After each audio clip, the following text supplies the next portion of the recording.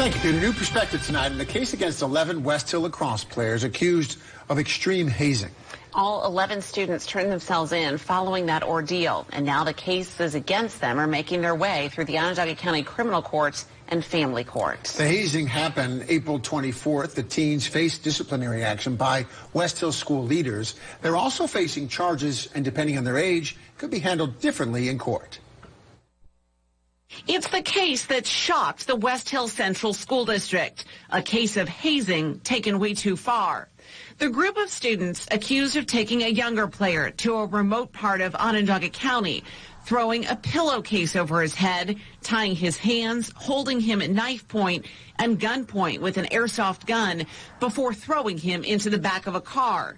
The other victims managed to escape. What were their involvement? What did they do?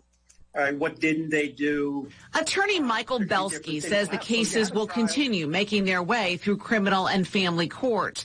What the students are facing depends on their age. Criminal court is used to basically punish the individual for what they did. And in the family court proceeding, what they tried to do is try to rehabilitate these individuals.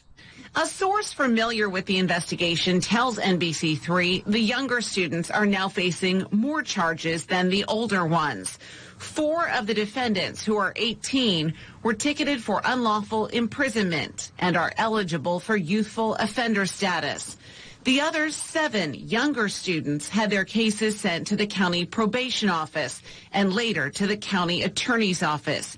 In the end, they found a diversion program wouldn't be a stiff enough punishment, and they were charged with menacing, weapons possession, conspiracy, and unlawful imprisonment.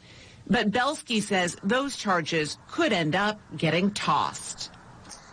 What very well happens in a lot of these cases, a lot of these charges that they're bringing against them now will probably be dropped.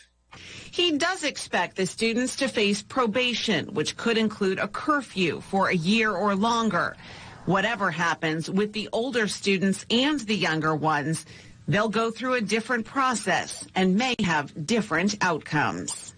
It's 2 separate courts. You have criminal and civil, and it's 2 separate court systems. They can do whatever they want, so they don't have to go hand in hand. Now the younger defendants will face a family court judge. Still no word yet on a court date. We'll continue to follow it.